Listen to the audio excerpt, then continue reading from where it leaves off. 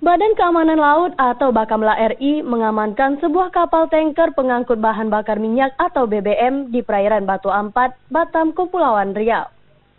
Kapal tersebut ditangkap petugas karena kedapatan melakukan pemindahan BBM ke kapal lainnya di tengah laut yang dilakukan secara ilegal.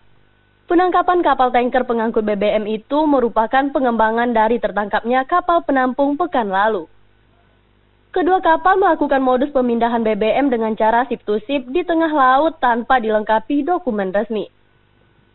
Dari keterangan anak buah kapal atau ABK, mereka sudah berhasil memindahkan BBM jenis solar sebanyak 18 ton tanpa dilengkapi dokumen yang sah.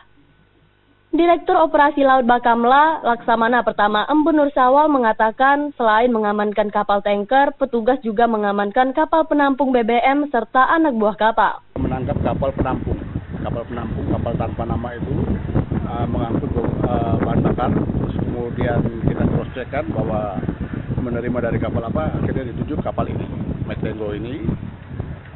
Jadi diduga memang ini melakukan kegiatan ilegal berkaitan dengan migas.